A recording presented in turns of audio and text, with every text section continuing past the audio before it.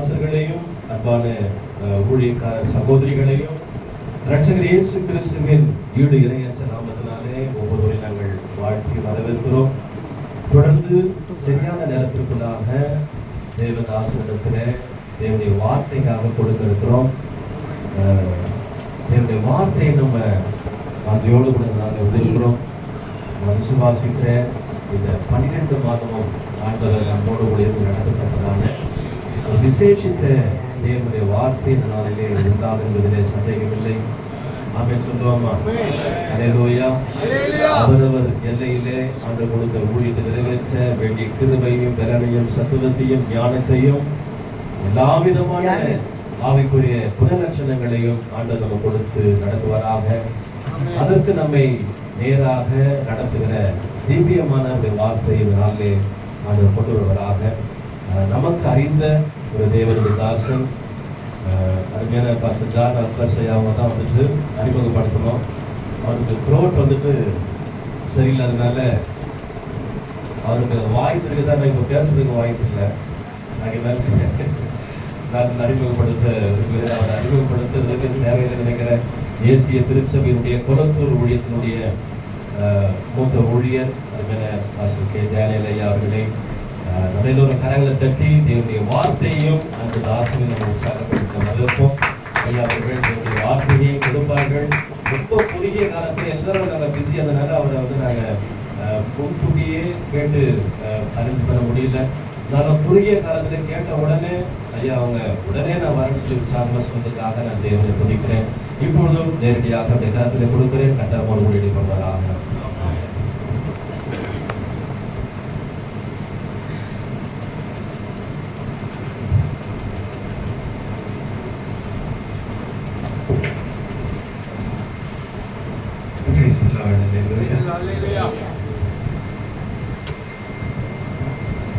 உங்கள் அனைவரையும் இந்த நாளிலே சந்திப்பது மிகவும் மகிழ்ச்சியாக இருக்கிறது. நாம் எல்லாரும் கர்த்தருடைய ஊழியக்காரர்களாக இருக்கிறோம். ஊழியக்காரர்களாக இருக்கிற நமக்கு எல்லாருக்குமே நமக்கு நல்லா பிரசங்கம் பண்ண தெரியும். எல்லாரும் நல்ல பிரசங்கியார்கள்.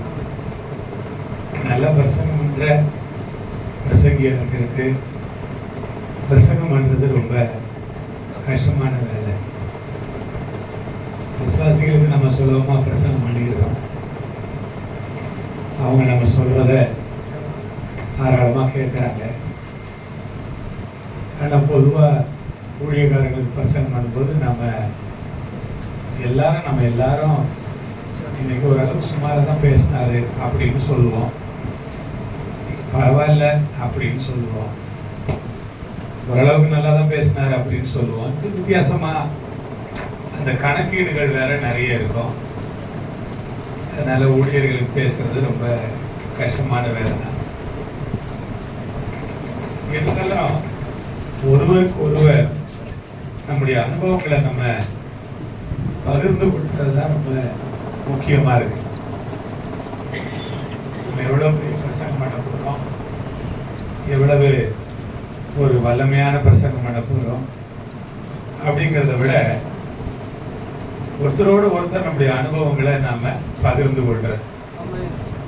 எனக்கு கொடுத்த இந்த அழைப்புக்காக மக்னாயின் ஃபெலோஷிப்புடைய எல்லா தலைவர்களுக்கும் நான் நன்றி சொல்றேன். இந்த ஆண்டினுடைய 2026ஆம் ஆண்டின் புத்தாண்டு வாழ்த்துக்கள் உங்களுக்கு நான் தெரியப்படுத்துறேன். ரொம்ப வருஷம் நமக்கு இன்னும் ரொம்ப புதுசா இருக்கு. இந்த ஆண்டு முழுவதும் கடந்த ஆண்டு நம்மை நடத்தினதை விட அதிகமா கிருபையா தயவா கர்த்தர் நடத்தணும்னு நான் விரும்புகிறேன். பாஸ்டர் ரொம்ப நல்ல ஒரு பாடல் பாடி கர்த்தரை உயர்த்தினாரு. இந்த 26லும் கூட கர்த்தருடைய கிருபை நம்மோடு கூட இருந்து நம்மை நடத்துவதாக. ஆமென். ஒரு வசனத்தை படிக்கலாம். 1 பேதுரு 5ஆம் அதிகாரம் முதல் 4 வசனங்களை நாம் வாசிக்கலாம். உங்களில் உள்ள மூப்பருக்கு உடன் மூப்பனும் கிறிஸ்துவின் பாடுகளுக்கு சாட்சியும் இனி வெளிப்படும் மகிமைக்கு பங்காளியுமாய் இருக்கிற நான் புத்தி சொல்லுகிறது என்னவென்றால், உங்களிடத்தில் உள்ள தேவனுடைய மந்தையை நீங்கள் மேய்த்து கட்டாயமாய் அல்ல, மனப்பூர்வமாயும் அவலட்சணமான ஆதாயத்திற்காக அல்ல, உற்சாக மனதோடும் சுதந்திரத்தை இருமாப்பாய் ஆளுகிறவர்களாக அல்ல, மந்தைக்கு மாதிரிகளாகவும் கண்காணிப்பு செய்யுங்கள்.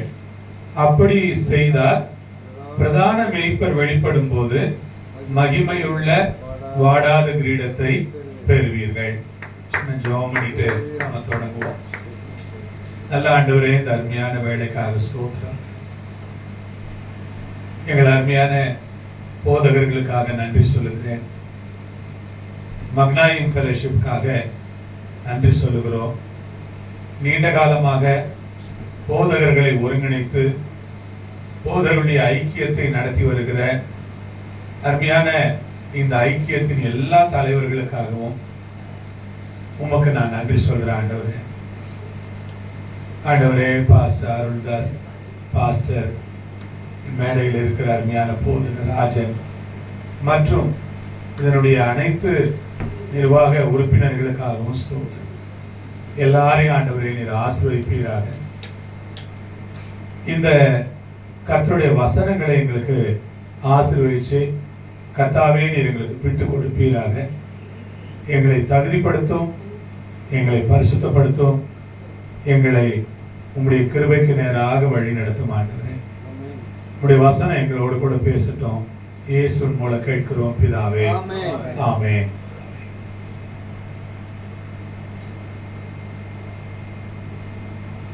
இந்த இடத்துல பவுல் 5 காரியங்களை ஒரு மேய்ப்பர்களுக்காக பேசுகிறார். முதலாவது பவுல் பேசுறாரு, நீங்க ஒரு மேய்ப்பராயிருங்கள் என்று சொல்லுகிறார். இரண்டாவது, நீங்கள் மனப்பூர்வமாக அதை செய்யுங்கள் என்று குறிப்பிடுகிறார். மூன்றாவது, உற்சாகமாக நீங்கள் அதை செய்யுங்கள் என்று அவர் ஊழியக்காரர்களுக்கு சொல்லுகிறார். நான்காவது, நீங்கள் முன்னுதாரணமாக இருந்து செய்யுங்கள் என்று குறிப்பிடுகிறார். கடைசியாக, நீங்கள் அப்படி செய்யும் பொழுது ஒரு கிரீடத்தை நீங்கள் பெற்றுக் கொள்வீர்கள் என்று அவர் குறிப்பிடுகிறார். முதல்ல நீங்க மேய்ப்பர்களாய் இருங்கள் என்று அவர் சொல்லுகிறார். மேய்ப்பர்களாய் இருப்பது எவ்வளவு முக்கியம் பாருங்க. நாம எல்லாரும் மேய்ப்பர்களா, ஒருவேளை சுவிசேஷகர்களா இருக்கலாம். நாம் மேய்ப்பர்களாக இருக்கும்போது உங்களிடத்தில் உள்ள தேவனுடைய மந்தையை நீங்கள் மேய்க்க வேண்டும் என்று அவர் குறிப்பிடுகிறார். ஒரு மேய்ப்பனுடைய வேலை மந்தையை மேய்க்கிற வேலை தான் நமக்கு நல்லா தெரியும். நம்ம வேலையும் கூட மந்தையை மேய்க்கிற வேலை தான் நம்முடைய வேலை. ஒருவேளை நம்முடைய மந்தை, நம்முடைய சபை பெரிதாக இருக்கலாம் அல்லது சிறிதாக இருக்கலாம். இங்க எண்ணிக்கை முக்கியம் இல்லை. ஆனா எந்த எண்ணிக்கையில் இருந்தாலும் அந்த மந்தையை நாம் எப்படி மேய்க்கிறோம் என்பதுதான் முக்கியம். எண்ணிக்கை மட்டும்தான் முக்கியம் என்று நான் நினைக்கல. நீங்களும் அப்படி நினைக்க மாட்டீங்கன்னு நான் நம்புறேன். ஆனா எண்ணிக்கையும் கூட நாட்கள் செல்ல செல்ல எண்ணிக்கையும் அது அதிகரிக்க வேண்டியது அவசியமாகத்தான் இருக்கிறது. எண்ணிக்கை அதிகரிக்கவே இல்லை என்றால் நம்முடைய ஊழியத்திலே நாம் ஒரு சரியான வளர்ச்சியை பார்க்கவில்லை என்று பொருள்படுகிறது. ஆகவே எண்ணிக்கை அதிகரிப்பதும் நல்லதுதான், அது ரொம்ப அவசியமானது கூட.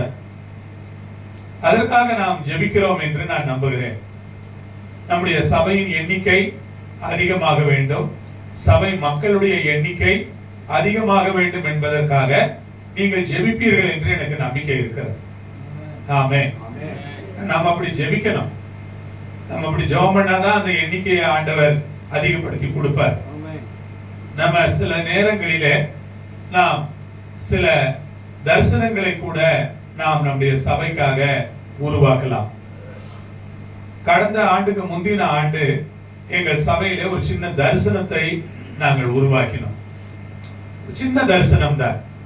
இந்த ஆண்டு 150 புதிய மக்களை நாம் சபைக்குள் கொண்டு வர வேண்டும் என்கிற ஒரு சிறிய லக்கை நியமித்து அந்த தரிசனத்தை மனதிலே வைத்து அந்த தரிசனத்தை சபையிலே தெரியப்படுத்தி அந்த தரிசனத்திற்காக ஜெபிக்கும்படி பிரயாசப்படும்படி எல்லாரையும் உற்சாகப்படுத்தி கொண்டிருந்தோம். அந்த ஆண்டின் இறுதியில் அதை விட அதிகமான மக்களை பெற்றுக்கொள்வதற்கு ஆண்டவர் உதவி செய்தார். ஆமென். ஆனால் நாம் ஒரு தரிசனமும் நமக்கு தேவை. ஒரு நல்ல மேய்ப்பனுடைய எண்ணம் அதுவாகத்தான் இருக்கும் என்று நான் நம்புகிறேன். எப்படியாகிலும் ஒரு லக்கை அடைய வேண்டும், ஒரு எண்ணிக்கையை நாம் பெருக்க வேண்டும். நமக்கு எந்த அளவுக்கு நாம் ஆவிக்குரிய தரத்திற்கு முக்கியத்துவம் அளிக்கிறோமோ அதே அளவு மக்களுடைய எண்ணிக்கைக்கும் நாம் முக்கியத்துவம் அளித்து நாம் வேலை செய்து கொண்டிருக்க வேண்டும். ஆமென். அல்லேலூயா. அது ரொம்ப அவசியமாக இருக்கிறது. இந்த இந்த தரிசனம் நம் மனதிலே இருக்க வேண்டும். இப்போ ஒரு பகுதியை நாம் மறுபடியும் படிக்கலாம். நீதிமொழிகள் 27 23ல இருந்து 27 நம்ம எல்லாருக்கும் தெரியும் அந்த வசனம். நான் நினைக்கிறேன், உன் ஆடுகளின் நிலைமையை நன்றாய் அறிந்து கொள், மந்தைகளின் மேல் கவனமாய் இரு. இந்த வசனத்தை, இந்த பகுதியை நாம் படிக்கும் பொழுது ஒரு மேய்ப்பனாக நமக்கு நிறைய சைக்காலஜி கூட தேவைப்படுதுன்னு நான் நினைக்கிறேன். மந்தையை மேய்க்கிறோம், ரொம்ப சைக்காலஜி தேவைப்படுது நமக்கு. பல சமயங்களிலே சைக்காலஜினா தப்பாக நினைக்காதீங்க, மற்றவர்கள் என்ன நினைக்கிறார்கள் என்பதை புரிந்து கொள்ளுகிறது தான் சைக்காலஜி. சைக்காலஜினா நான் ஏதாவது தப்பா பேசுறேன்னு சில சைக்காலஜினா உடனே மென்டல் அந்த மாதிரி நினைப்பாங்க. சைக்காலஜிங்கிறது என்னன்னா மற்றவங்க என்ன நினைக்கிறாங்கிறத நான் புரிந்து கொள்வதுதான் ஒரு சைக்காலஜி. அந்த மாதிரியான ஒரு எண்ணம் பல ஆண்டுகளா நம்ம சபைக்கு மக்கள் வந்துகிட்டு இருக்காங்க, சில வருடங்களா வர்றாங்க. அப்படி வருகிற மக்கள் நம்மை குறித்து என்ன நினைக்கிறார்கள், நம்முடைய சபையை குறித்து என்ன நினைக்கிறார்கள், நம்முடைய நிர்வாகத்தை குறித்து என்ன நினைக்கிறார்கள், நம்முடைய பிரசங்கத்தை குறித்து அவர்கள் என்ன நினைக்கிறார்கள், நாம் சபையை நடத்தும் விதத்தை பற்றி அவர்கள் என்ன நினைக்கிறார்கள் என்பதை நாம் அங்கும் இங்குமாக ஜனங்களை சந்திக்கும் பொழுது அதை கேட்டு நாம் தெரிந்து கொள்ள வேண்டும். ஆமென். அல்லேலூயா. நான் சொல்றது உங்களுக்கு புரியும் நான் நம்புறேன். இதை இயேசுநாதர் செய்தார். அவர் கேட்டார், பேதுரு சீஷர்கள்ட்ட தான் கேட்டாரு, மக்கள் என்னை குறித்து என்ன நினைக்கிறார்கள். அதான சைக்காலஜி. இயேசு என்ன கேட்கிறாரு, என்ன அவருக்கு தெரியாதா அவர் யாருன்னு, அவர் என்ன செய்யறாருன்னு அவருக்கு தெரியாதா, அவர் எப்படி பிரசங்கம் பண்றாருன்னு அவருக்கு தெரியாதா, அவர் எத்தனை பிசாசு விரட்டினாரு, எத்தனை அற்புதம் செஞ்சாரு, செத்து போனவன் எல்லாம் உயிரோட எழுப்பி விடுறாரு, அப்ப அவருக்கு தெரியாதா? அவர் ஏன் இவங்களை உட்கார வச்சு மக்கள் என்னை பத்தி என்ன நினைக்கிறாங்கன்னு ஏன் கேட்கணும்? நீங்க என்னை பத்தி என்ன நினைக்கிறீங்கன்னு ஏன் கேட்கணும்? நம்ம எப்பாவது தைரியமா அந்த மாதிரி மக்கள்கிட்ட கேட்க முடியும் நீங்க நினைக்கிறீங்களா? இது எவ்வளவு பெரிய சவாலான விஷயம் நீங்க யோசித்து பாருங்க. இப்ப மந்தையை மேய்க்கிறது அப்படின்னும் போது நாம நம்முடைய மந்தையும் நம்மை பற்றி என்ன நினைக்கிறது, நம்முடைய விசுவாசிகள் நம்மை குறித்து என்ன அபிப்பிராயத்தை அவர்கள் வைத்திருக்கிறார்கள். அதனாலதான் சில இடங்களில் சபைகள் எண்ணிக்கையிலே வளருகிறது, சில இடங்களிலே அது வளர்ச்சியை குறைத்து விடுகிறது. மக்களுடைய மதிப்பீடுகள் என்பது ரொம்ப அவசியமாக இருக்கிறது. மக்கள் ஒவ்வொரு சபைக்கு போகும் பொழுதும் ஒவ்வொரு விசுவாசிகளும் அவர்கள் இன்றைக்கு மற்ற சபைகளோடு அவர்களுடைய சபைகளை ஒப்பீடு செய்யக்கூடிய அளவிற்கு எல்லாம் ஓப்பனா இருக்கு. இல்ல, எல்லாம் ஓப்பனா தானே இருக்கு. இப்போ இந்த சர்ச்சு இயேசு ராஜரீகம் பண்றார் ஊழியங்களையும் ஆன்லைன்ல பார்க்க முடியும். அங்க பாஸ்டர் இருக்கிறாரு, அவர் சர்ச்சு என்ன நடக்குதுன்னு ஆன்லைன்ல என்ன பண்ண முடியும், பார்க்க முடியும். இன்னொரு பாஸ்டர் இருக்கிறார், அவர் சபையில் என்ன நடக்கிறதுங்கிறதையும் ஆன்லைன்ல பார்க்க முடியும். பெரிய பெரிய சபைகள்ல என்ன நடந்து கொண்டிருக்கிறதுங்கிறதையும் அவங்களால என்ன செய்ய முடியும், ஆன்லைன்ல கவனிக்க முடியும். ஆகவே இந்த ஆண்டு நாம் ஒரு மேய்ப்பனாக நம்முடைய தரத்தை நன்றாக உயர்த்துவது நல்லது என்று நான் நினைக்கிறேன். ஆமென். ஒரு வார்த்தை இருக்கிறது, குவாலிட்டி இஸ் ஆல்வேஸ் குவாலிட்டி. தரம் என்பது எப்பவுமே தரம் தான். அது குவாலிட்டி இஸ் ஆல்வேஸ் குவாலிட்டி. அதுல நாம ஒவ்வொரு பாஸ்டருமே நாம் அந்த குவாலிட்டியை காம்ப்ரமைஸ் பண்ணாம ஒரு மேய்ப்பனாக நாம் இருப்போமானால், இந்த குவாலிட்டி காம்ப்ரமைசிங் இல்லாத ஒரு பாஸ்டராக நாம் இருக்கிறது மிக நல்லது என்று நான் நினைக்கிறேன். நீங்க என்ன நினைக்கிறீங்கன்னு எனக்கு தெரியல. Price the Lord. நீங்க ரொம்ப அமைதியா இருக்கீங்க, அதனால நீங்க என்ன நினைக்கிறீங்களோ எனக்கு அது தெரியல. Quality is always quality. அப்ப இது எல்லாம் ஓபனாக இருக்கும் பொழுது நாம் என்ன விளை கொள்ள வேண்டியது இருக்கிறது, என்ன கவனமாக இருக்க வேண்டியது இருக்கிறது என்றால், என்னுடைய தரத்தை நான் நன்றாக என்ன செய்ய வேண்டும், உயர்த்தி கொள்ள வேண்டும். பவுல் இன்னொரு வார்த்தையில சொல்லுகிறார், என் ஊழியத்தை மேன்மைப்படுத்த விரும்புகிறேன். எல்லாம் பைபிள்ல இருந்து தான் நான் சொல்லுகிறேன். பவுல் சொல்றாருல்ல, என் ஊழியத்தை இல்ல மேன்மைப்படுத்த விரும்புகிறேன், ஊழியத்தை நிறைவேற்ற விரும்புகிறேன். அதுவும் சொல்றாரு, ஊழியத்தை நான் மேன்மைப்படுத்த விரும்புகிறேன். என்னுடைய ஊழியத்தை மேன்மைப்படுத்த விரும்புகிறேன் அப்படின்னா என்ன, இன்னும் என்னுடைய தரத்தை நான் என்ன செய்ய விரும்புகிறேன், உயர்த்த விரும்புகிறேன். இந்த புதிய ஆண்டிலே எவ்வளவு முடியுமோ அவ்வளவு தூரம் நம்முடைய தரத்தை நாம் உயர்த்தி கொள்வதற்கு நாம் உற்சாகமாக காணப்பட வேண்டும். Praise the Lord. ஆமென். தரத்தை உயர்த்துவது என்பது அது நிர்வாகமாக இருக்கலாம், தரத்தை உயர்த்துவது என்பது அது பிரசங்கமாக இருக்கலாம், தரத்தை உயர்த்துவது என்பது ஒரு ஆராதனையாக இருக்கலாம், தரத்தை உயர்த்துவது என்பது சில அமைப்பாக இருக்கலாம். எல்லாவற்றிலும் அந்த தரத்தை நாம் பரிசோதித்து, இல்ல சில சமயங்களில உங்களுக்கு நம்பிக்கையான சில மனிதர்களோடு கூட நீங்கள் பேசலாம். இன்னும் எப்படி இதை அப்கிரேட் பண்ணலாம், இன்னும் எப்படி அப்கிரேட் பண்ணலாம். அப்கிரேடேஷன்ங்கிறது எல்லா ஃபீல்ட்லயும் இருக்கா இல்லையா? அப்கிரேட் இல்லாத ஃபீல்டு ஏதாவது இருக்கா? எதுவுமே எல்லா ஃபீல்ட்லயும் என்ன இருக்கு, அப்கிரேட் இருக்கு. அப்கிரேட் பண்ணல அப்படின்னா தான் என்ன ஆயிடுது, அவங்க என்ன அவுடேட்டட் ஆயிடுறாங்க. அப்கிரேட் பண்ணாம போகும் பொழுது, அல்லது நாம அன்றைய சூழ்நிலைக்கு ஏற்ப அதை கொண்டு வராமல் போகும் பொழுது என்ன ஆயிடும், அவுடேட்டட் மாதிரி ஆயிடும். அப்ப நம்ம மினிஸ்ட்ரி எப்படி இருக்கு, எவ்வளவு எந்த தரத்துல இருக்கு, எந்த நிலைமையில அந்த தரம் காணப்படுகிறது. சில நேரங்களில் குறைத்து மதிப்பிடுகிற ஆட்கள் கூட காலம் போக போக நாம் நம்மை தரத்தை உயர்த்தி கொள்கிறதை அவர்கள் பார்த்து ஆச்சரியப்படும்படி உங்களுடைய தரத்தை உயர்த்தி வைங்க. நம்பிக்கையான ஆட்கள்கிட்ட பேசுங்க, பேசுங்க. இன்னும் என்ன செய்யலாம், எப்படி செஞ்சா பெட்டரா இருக்கும், எதெல்லாம் இன்னும் சரி பண்ணலாம், எதையெல்லாம் நாம ஒழுங்குபடுத்தலாம், எதெல்லாம் இன்னும் கொஞ்சம் சீர்தூக்கலாம், எதையெல்லாம் கொஞ்சம் எந்தெந்த பகுதியெல்லாம் கொஞ்சம் குறைபாடுகள் இருக்கு, நீங்க மனம் திறந்து சொல்லுங்க. அப்படி இருக்கிற பகுதியை நாம சரி பண்ணலாம் அப்படின்னு கேட்டு சரி பண்ண ஒரு போதகர் முன் வருவாரானால் அது இன்னும் கூட நன்றாக இருக்கும் என்று நினைக்கிறேன். நான் சொல்றேன், நீங்க கேளுங்க. அப்படிதான் நீங்க கேட்கணும். நான் சொல்றத கேட்டா கேளுங்க, இல்லைன்னா போங்க, போறதுன்னா போங்க. அப்படின்னு நாம பிரசங்கம் பண்ணலாம். அதுவும் ஒரு விதமான பிரசங்கம் தான். நான் சொல்றது இன்னொரு விதம். வளர வேண்டும் என்று நினைக்கிறவர்களுக்கு நான் சொல்லுகிறது உபயோகமாக இருக்கும். பிடிவாதமா இருக்கிறவங்க, நான் பிடிச்ச மயிலுக்கு 3 கால் தான் நினைக்கிறவங்கள நம்மளால என்ன செய்ய முடியாது, கடைசி வரைக்கும் அப்கிரேட் பண்ணிக்கவே மாட்டாங்க. அவங்க அப்படிதான் நான் இருப்பேன், இஷ்டப்படுறவங்க வரட்டும் அப்படிங்கிற மாதிரி சொல்லுவாங்க. அது நம்ம அப்படி சொல்லலாம்.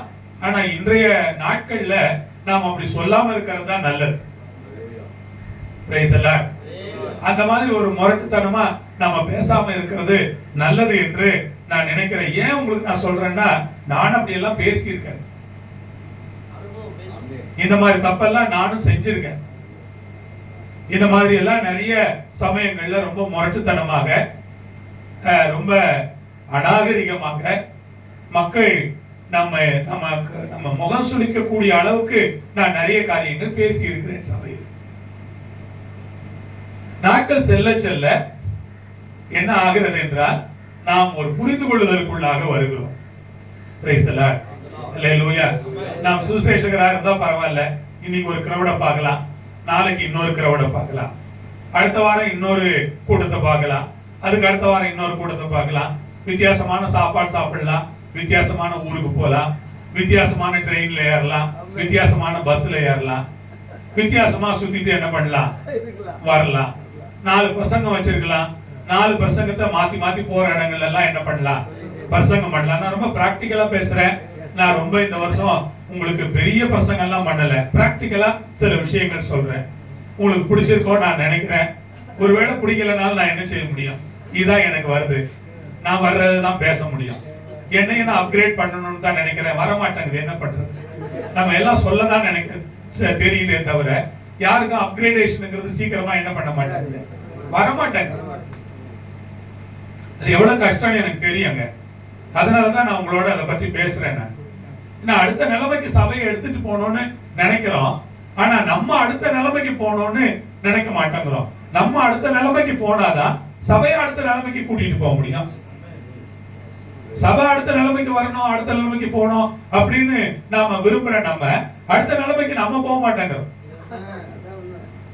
அதுல நமக்கு பெரிய சேலஞ்ச் இருக்கு. ஆண்டவருக்கு ஸ்தோத்திரம். ஜனங்க எப்படி மாறி இருக்காங்க, உலகம் எவ்வளவு மாறி இருக்கு அப்படின்னு நீங்க பாருங்க. இவ்வளவு மாற்றங்கள் ஏற்பட்டிருக்கு அப்படின்னு பாருங்க. ஒரு காலத்துல எல்லாரும், நாம இங்க இருக்கிற நிறைய பேருக்கு தெரியும், ஒரு குறிப்பிட்ட வயதுல உள்ளவங்களுக்கு எல்லாம் தெரியும், ஒரு காலத்துல அந்த செட்டாக் ஸ்கூட்டரை வச்சுக்கிட்டு நம்ம அடின்னு அடிப்போம். அது ஸ்டார்ட் ஆகாது. அது கொடுக்கிற தொந்தரவு கொஞ்சம் கிடையாது நமக்கு. அதுக்கு பிறகு அத நாம ரொம்ப கஷ்டப்பட்டுக்கிட்டு இருந்தோம். பாருங்க, அப்கிரேட் பண்ணிட்டே வந்துட்டாங்க. இப்ப எந்த அளவுக்கு கொண்டு வந்துட்டாங்கன்னா, ஈவில கொண்டு வந்து நிறுத்திட்டாங்க.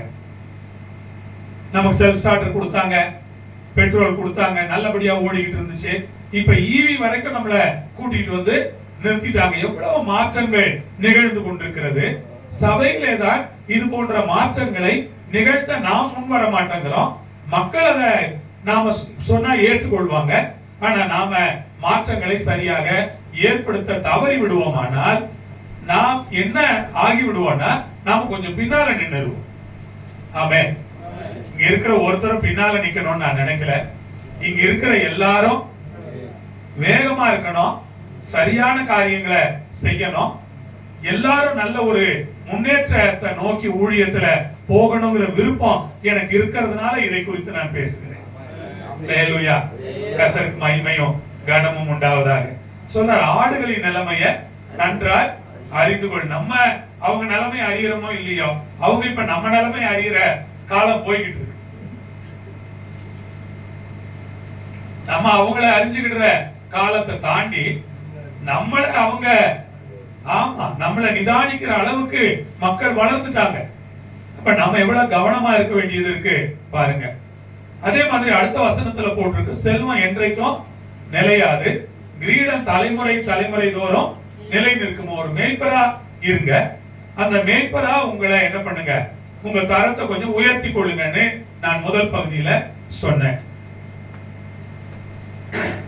இரண்டாவது பகுதி என்ன, செல்வத்திற்கும் அதிகாரத்திற்கும் முக்கியத்துவம் கொடுத்துட வேண்டாம்.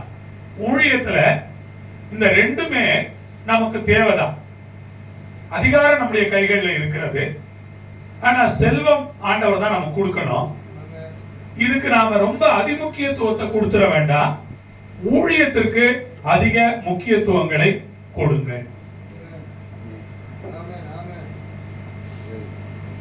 சபை நடத்துகிற எல்லா போதகர்களுக்கும் நான் சொல்லுகிறேன், இந்த முதல் குறிப்புல நான் ஒரு காரியத்தை சொல்ல மிஸ் பண்ணிட்டேன். அதை நான் உங்களுக்கு ஞாபகப்படுத்திட்டு இதுக்கு வர்றேன். ரொம்ப முக்கியம், சபை நடத்துகிற ஒவ்வொரு மேய்ப்பர்களுக்கும் நம்முடைய சபையில சுவிசேஷ பணி தொடர்ந்து நடைபெற்றுக் கொண்டிருக்க வேண்டும். இவாஞ்சலிசம் இல்லைன்னா என்ன ப்ராப்ளம் ஆகும்னா, நியூ கமர்ஸ் நமக்கு கிடைக்க மாட்டாங்க. பழைய ஆட்களும் சில சமயங்களிலே நம்ம சபையில நீண்ட காலம் இருப்பதில்லை. அப்ப என்ன நடக்கிறது என்றால், நம்முடைய சபையினுடைய வளர்ச்சி மிக குறைகிறது. சுசேஷ ஊழியம் தான் தொடர்ந்து நம்முடைய சபை ஒரு சீரான அளவு வளருவதற்கும் வளர்ச்சி அதிகமாகிக் கொண்டு போவதற்கும் உதவி செய்வதே சுவிசேஷ பணிதான். ஒவ்வொரு போதகரும் இந்த காஸ்பல் டீம் ஒன்றை சபையிலே சரியாக ஒருங்கிணையுங்கள். நான் சொல்வது காஸ்பல் டீம்னா ரோட்ல போய் பாட்டு பாடுங்க அந்த மாதிரி டீம் எல்லாம் உருவாக்காதீங்க. அதெல்லாம் இப்ப போனா அடிக்கடி வாங்கிட்டு தான் வருவாங்க. அந்த மாதிரி டீம் எல்லாம் இப்ப வேண்டாம். இன்னைக்கு என்ன ஒர்க் அவுட் ஆகுமோ அந்த மாதிரி எப்படி சுவிசேஷத்தை சுலபமாக மக்கள் மத்தியில கொண்டு போக முடியுமோ அந்த மாதிரியான அமைப்புகளை ஏற்படுத்தி சுவிசேஷத்தை நீங்க அறிவிச்சுட்டே இருந்தாதான் நம்முடைய சபை வளரும். நிறைய சமயங்களில் சபை நடத்துறவங்க அவங்க சுவிசேஷத்துல கான்சென்ட்ரேட் பண்ண மாட்டேங்கிறாங்க. நான் 2 சம்பவங்களை உங்களுக்கு சொல்றேன், உங்களுக்கு பிரயோஜனமா இருக்கலாம். ஏன்னா அதை பகிர்ந்து கொள்ள தான் நானே வந்திருக்கிறேன். நான் பெரிய பிரசங்கம் பண்ணிட்டு போனோம்னு நினைச்சே வரல, சில விஷயங்களை ஷேர் பண்ணலாம் அப்படின்னு நினைச்சு வந்தேன். கடந்த ஆண்டில நாங்கள் 2 காரியம் செஞ்சோம். ஒண்ணு, எங்களுக்கு 25 கேர்சல் நடக்கிறது. அந்த 25 பராமரிப்பு குழுவிலையும் சுவிசேஷ கூட்டங்கள் நடத்தினோம். 25 குழுவிலையும் நாங்கள் சுவிசேஷ கூட்டம் நடத்தி முடிக்கும் போது 1100 புதிய மக்களை நாங்கள் சந்தித்தோம். ஏன்னா அவங்கள போய் எங்களால சந்திக்க முடியாது இல்ல. ஒவ்வொரு வீட்டுல நடக்கிற இடங்களிலே சுவிசேஷ கூட்டங்களை ஏற்பாடு செய்து விசுவாசிகளை அதை பொறுப்பெடுத்து மக்கள் எல்லாம் அழைச்சிட்டு வந்துட்டாங்க. நாங்க வந்து பாட்டு பாடணும், பிரசங்கம் பண்ணோம், ஆராதனை நடத்தணும், அந்த புதிய மக்களுக்காக ஜெபித்தோம். இந்த புதிய மக்கள் ஏறக்குறைய 1100 புதிய மக்களை நாங்கள் சந்தித்தோம். எனக்கு ரொம்ப ஆச்சரியமா இருந்தது, இவ்வளவு பேரை நம்மளால சந்திக்க முடியுமா? ஒரு பெரிய குருசேட் நடத்தினா கூட 1100 ரட்சிக்கப்படாத இந்துக்களை உங்களால சந்திக்க முடியாது. ஆனா நாங்க குருசேட் எதுவுமே நடத்தல, 25 வீட்டுல போய் நாங்க ஊழியம் செஞ்சோம். கிட்டத்தட்ட 1.5 மாதம் அந்த ஊழியம் நடந்துச்சு. தொடர்ச்சியா செஞ்சுக்கிட்டு இருந்தோம். அங்கே 1100 மக்களை சந்திக்க ஆண்டவர் உதவி செய்தார். அதே மாதிரி இந்த கிறிஸ்துமஸ்க்கு முன்னால என்ன பிளான் பண்ணோம், சேம் கேர்ஸ்டல்லையே நாம எல்லா கேரல்ஸ் செலிப்ரேட் பண்ணலாம் அப்படின்னு ஒரு கேரல் செலிப்ரேஷன். நீங்க விசுவாசிகளை கூப்பிடாதீங்க, ரட்சிக்கப்படாதவங்களை கூட்டிட்டு வாங்க. அவங்களுக்கு நாம சின்ன ஸ்மால் ஸ்நாக்ஸ் கொடுப்போம், காஃபி கொடுப்போம், அவங்களை என்கரேஜ் பண்ணுவோம், நம்மளோட சேர்ந்து அவங்க கிறிஸ்துமஸ் செலிப்ரேட் பண்ணிட்டோம் அப்படின்னு சொல்லி கிறிஸ்துமஸ் செலிப்ரேஷன் நடந்துச்சு. அதுல ஒரு 1500 புதிய மக்களை நாங்கள் சந்தித்தோம். இதுக்கு என்ன ஆச்சரியமா இருந்ததுன்னா, இப்படி எப்படியாயிலும் சுவிசேஷத்தை சொல்லிட்டே இருக்கிற இந்த சந்தர்ப்பத்தை நீங்க விட்டுறாதீங்க. இதுக்கான சூழ்நிலைகளை நீங்க தான் ஏற்படுத்தணும். இது ரொம்ப முக்கியம். இதை நீங்கள் மனதிலே வைத்துக் கொண்டு உங்களுடைய ஊழிய வளர்ச்சிக்கு இதை நீங்கள் கொண்டு செல்லும்படி கேட்டுக்கொள்கிறேன். நீங்க உங்களுக்கு வேற பேட்டர்ன் இருக்கலாம், உங்களுக்கு இருக்கிற பேட்டர்ன்ல நீங்க பண்ணுங்க. எங்களுக்கு தெரிஞ்சதை நாங்க பண்ணிக்கிட்டு இருக்கோம். உங்களுக்கு சில பேட்டர்ன்ஸ் வச்சிருப்பீங்க, முறைகள், அதுல செய்யுங்க. 2வது, செல்வம். இந்த செல்வத்தின் மேலேயே நிறைய சமயங்கள்ல நாம் கவனம் செலுத்துகிறோம். நல்லா கவனிங்க.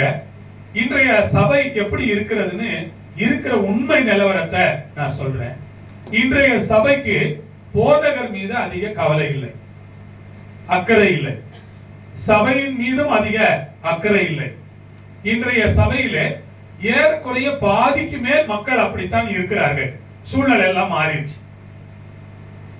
ஒரு காலத்துல பாஸ்டர்னா எல்லாம் உயிரை கொடுப்பாங்க, ஊழியக்காரர்னா அப்படி தலையில தூக்கி வச்சு செலிப்ரேட் பண்ணுவாங்க.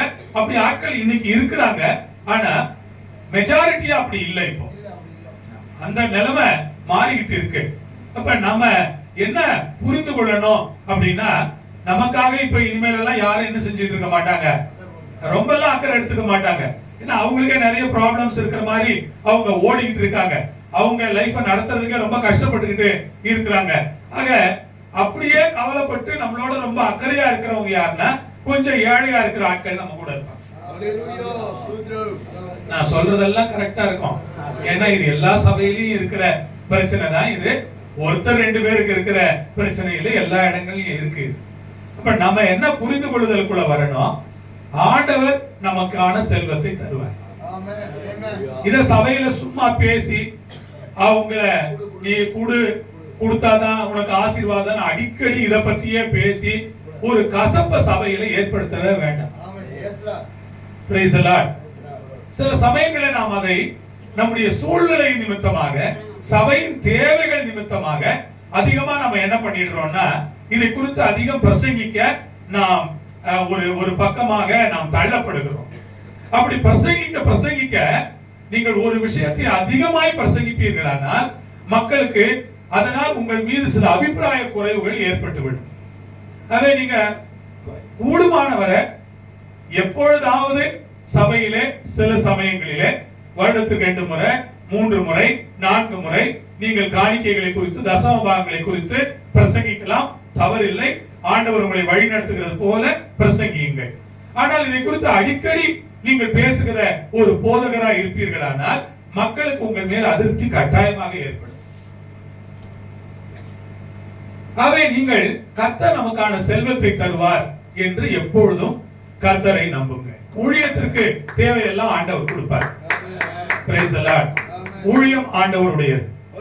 எனக்கு ஒரு அனுபவம் இருக்கு, அதை மட்டும் நான் உங்களுக்கு சொல்லிட்டு இந்த குறிப்புல இருந்து நான் போறேன். எனக்கு கிடைச்ச ஒரு அனுபவம் 2005வது வருஷம் எனக்கு ஒரு சுகவீனம் இருந்துச்சு. சர்விக்கல் ப்ராப்ளம் ரொம்ப அதிகமா இருந்துச்சு. சர்விக்கல் ப்ராப்ளம்னா உங்களுக்கு தெரியும், இந்த கழுத்து எலும்பு தேய்மானம், L4 L5 ப்ராப்ளம், இந்த மாதிரி ரொம்ப பிரச்சனைகள் என்னுடைய சரீரத்துல அப்பவே இருந்துச்சு. 2005க்கு முன்னாலேயே இருந்துச்சு.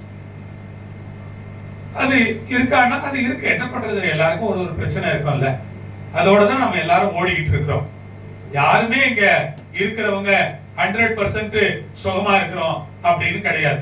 இந்த அப்போலோல இந்த பார்மசி வந்திருக்குல புதுசா, இப்போ அப்போலோ பார்மசி தான் இந்த பிரான்சைஸ் ரொம்ப போட்டு எங்க பார்த்தாலும் அப்போலோ பார்மசியை நீங்க பார்க்கலாம். அந்த பார்மசி கவர்ல சமீபத்துல எங்க வீட்டுக்கு ஒரு கவர் வந்திருந்து எங்க பேர குழந்தைக்கு வாங்கி இருந்தாங்க. அந்த கவர்ல படிச்சேன், உங்களுக்கு நாங்க இந்த மெடிக்கல் டெஸ்ட் இருக்குல்ல, இந்த டெஸ்ட் எல்லாம் ஃப்ரீ. எப்போ ஃப்ரீ அப்படின்னா உங்க டெஸ்ட் ரிசல்ட் நார்மலா இருந்தா உங்களுக்கு ஃப்ரீ. இது எவ்வளவு பெரிய ஸ்கேம் பாருங்க, எவ்வளவு பெரிய ஏமாத்துற வேலைன்னு பாருங்க. உங்க ரிசல்ட் நார்மலா இருந்தா என்ன ஃப்ரீயா? டெஸ்ட் எல்லாம் காஸ்ட் வைஸ் எல்லாம் உங்களுக்கு ஃப்ரீ அப்படின்னு போட்டுருந்தாங்க. நான் அதை படிச்சு நினைச்சேன், இது எவ்வளவு பெரிய ஸ்கேமா இருக்கு, எவ்வளவு பெரிய ஸ்கேம். ஏன்னா ஒரு 40 வயதுக்கு மேல டெஸ்ட் பண்ணா ஒண்ணு கொலஸ்ட்ரால் இருக்கும், இல்லைன்னா பிரஷர் இருக்கும், இல்லைன்னா என்ன இருக்கும், ஒரு சிலருக்கு சுகர் இருக்கும். இப்படி ஏதோ ஒரு பிரச்சனை இருந்துகிட்டே தான் இருக்கும். அந்த மாதிரி ஸ்கேம் எல்லாம் நிறைய இருக்கு பாருங்க. ஆனா அவங்க எப்படி உலகத்தை கைக்குள்ள கொண்டு வராங்கன்னு பாருங்களேன். எப்படி எல்லாம் கேப்சர் பண்றாங்க, எப்படி எல்லாம் நடக்குது பாருங்க. எனக்கு அந்த மாதிரி ஒரு ப்ராப்ளம் இருந்துச்சு. அந்த பிரச்சனை இருந்ததுனால என்னால 2 வீலரை மூவ் பண்ணவே முடியல. அந்த மாதிரி நாட்கள் மோசமாக இருந்தது. ரொம்ப சின்ன வயசு அப்ப எனக்கு. ஆனா அந்த வயதுல 30 வயதுலயே எனக்கு அவ்வளவு பிரச்சனை இருந்தது. எனக்கு என்ன செய்யணும்னு தெரியல. அப்ப நான் பஸ்ல போயிட்டு வந்துகிட்டு அப்படிதான் பிரயாணம் பண்ணிக்கிட்டு இருந்தேன். ஒரு நாள் ராத்திரி நானு நல்லா தூங்க முடியாது. அப்ப எனக்கு தூக்கம் வராது. இப்ப டாக்டர் கொஞ்ச நாள் நீங்க பாஸ்டர்ஸா இருக்கிறதுனால ரொம்ப ஓப்பனா உங்கள்கிட்ட பேசுறேன். டாக்டர் சொன்னா கொஞ்சம் தூக்க மாத்திரை எடுத்துக்கங்க, வேற வழியே இல்லை, இந்த பெயின் அப்பதான் சப்சைட் ஆகும், உங்களால தூங்க முடியும், இல்லைன்னா இன்னும் பிரச்சனை அதிகமாகிட்டே போகும் அப்படின்னு தூக்க மாத்திரையும் கொடுத்துட்டாரு எனக்கு. ஒரு நாள் நான் மாத்திரையெல்லாம் போட்டுக்கிட்டு அமைதியா ஜெபம் பண்ணிட்டு தூங்கிட்டேன். திடீர்னு அன்னைக்கு ராத்திரி ஒரு நல்ல கனவு வந்துச்சு. இன்னைக்கு எனக்கு பசுமையா ஞாபகத்துல இருக்கு. அந்த கனவுல சாம் சுந்தரத்தை நான் சந்திக்கிறேன். நான் என்னுடைய மனைவியும் 2 பேரும் அவர் கையில தசம பாகம் கொடுத்துட்டு ஜெபம் பண்றோம். நாங்க முட்டி போட்டு இருக்கிறோம். அவரு சேர்ல உட்கார்ந்து இருக்காரு. ஜெபம் பண்ணிட்டு நாங்க 2 பேரும் போயிட்டு வர பாஸ்டர் அப்படின்னு சொல்லிட்டு திரும்புறோம். திரும்பும் போது தம்பி இங்க வாங்கன்னு கூப்பிட்டாரு. இதெல்லாம் கனவு தான். அதனால எனக்கு நிறைய கனவுகள் வரும்னு நீங்க நினைக்காதீங்க. எப்பமாவது இந்த மாதிரி நடந்திருக்கேன் வாழ்க்கையில். அப்ப பாஸ்டர் கூப்பிட்ட உடனே சொல்லுங்க பாஸ்டர் அப்படின்னு கேட்கிறோம். எப்ப ஒரு கார் வாங்கிக்கலாம், நீ கவலைப்படாத அப்படிங்கிறார். கனவுல ஒரு கார் வாங்கிக்கலாம், நீ கவலைப்படாத. பாஸ்டர் சிரிச்சுட்டே சொல்றேன், வேண்டாம் பாஸ்டர், எனக்கு அப்படியெல்லாம் ஒண்ணும் அவசியம் இல்லை எனக்கு. இல்லப்பா ஒரு ஏசி காரே வாங்கிக்கலாம், நீ கவலைப்படாத அப்படிங்கிறார். முடிச்சுட்டு காலையில நேரா கிச்சனுக்கு போய் மனைவி வேலை செஞ்சுட்டு இருந்தாங்க. மனைவியை கூப்பிட்டு சொன்ன, பாஸ்டர் கனவுல வந்து இப்படி சொல்றாரு. அவங்க சிரிச்சுக்கிட்டே வேலை செஞ்சுக்கிட்டு இருந்தாங்க. என் கூட ஊழியத்துக்கு வர்ற ஒருத்தர் இருக்கிறார். அவர் இந்த மாதிரி சாயங்காலம் ஊழியத்துக்கு போவோம் 2 பேரும் சேர்ந்து. அன்னைக்கு அவர் வந்திருந்தார். அவர்கிட்டயும் ஷேர் பண்ண, பாஸ்டர் இந்த மாதிரி கனவுல வந்து இப்படி சொல்றாரு அப்படின்னு. அவரும் சிரிச்சார். ஏன்னா எங்க சூழ்நிலை என்னன்னு எங்களுக்கு தான் தெரியும். நினைச்சா கூட எங்களால என்ன பண்ண முடியாது, கார்லாம் வாங்க முடியாது. 2005 பாருங்க, ஒரு 20 years பேக் எப்படி நம்ம சூழ்நிலைகள் இருந்ததுன்னு எல்லாருக்கும் தெரியும். உங்க எல்லாருக்கும் என்ன நல்லா தெரியும். நான் அந்த அன்னைக்கு என்ன சூழ்நிலையில இருந்தேன்னு உங்களுக்கு தெரியும். அன்னைக்கு ஒரு நாள், அன்றைக்கு மாலையிலேயே ஒரு வீட்டுக்கு நாங்க போறோம். நானும் அவரும் சேர்ந்து 2 வீலர், வேற வழி இல்ல, 2 வீலர்ல மறுபடியும் போறோம். அந்த வீட்டுக்கு போயிட்டு உட்கார்ந்து கொஞ்ச நேரம் பேசணும், காபி கொடுத்தாங்க, குடிச்சோம். ஹவுஸ் விசிட்டிங் தான், ரெகுலரா நடக்கிறது. பேசி முடிச்ச உடனே ஜெபம் பண்ணலாம் அப்படின்னு நான் சொன்னேன். அந்த பிரதர் என்கிட்ட பேசினார், பாஸ்டர் உங்கள்கிட்ட கொஞ்சம் பேசணும் அப்படின்னா. பேசுங்க அப்படின்னு. இல்ல பாஸ்டர், உங்களுக்கு ஒரு கார் வாங்கி கொடுக்க சொல்லி ஆண்டவர் எனக்கு சொல்லி எனக்கா அப்படின்னு கேட்டேன். ஏன்னா அவருக்கே கார் இல்ல, சொல்ற ஆளுக்கு கார் இல்ல.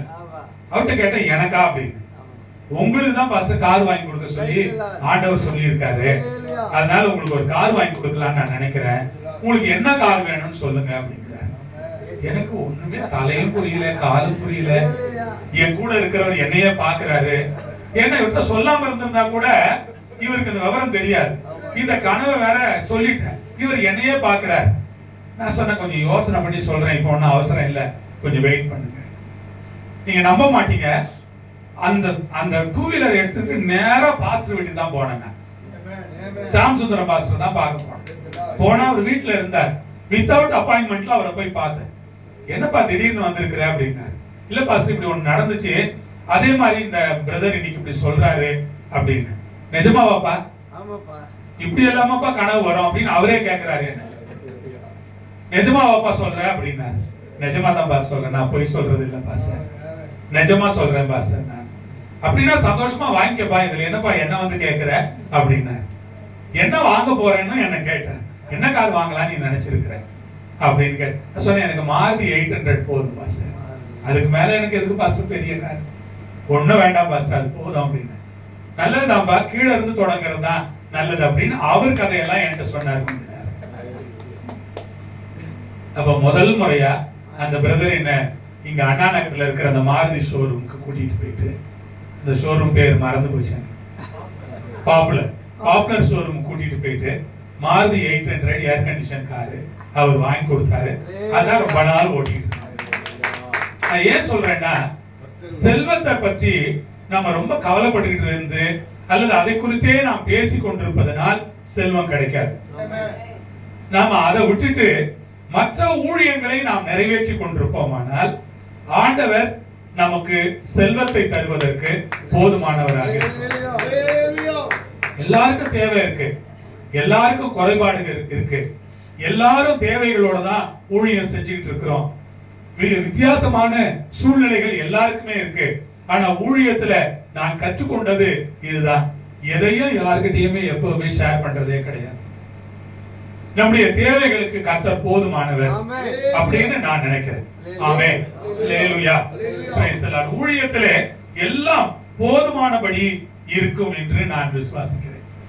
ஊழியத்தை கொடுத்த ஆண்டவர் ஊழியத்துல என்னென்ன வேணும்னு ஆண்டவருக்கு தெரியும்.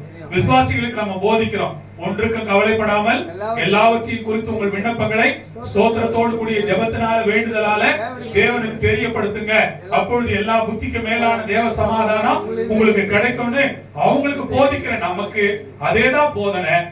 ஒன்றுக்கு நம்மளும் கவலைப்பட வேண்டாம், தேவையானதெல்லாம் கர்த்தரிடத்திலிருந்து வரும். அல்லேலூயா.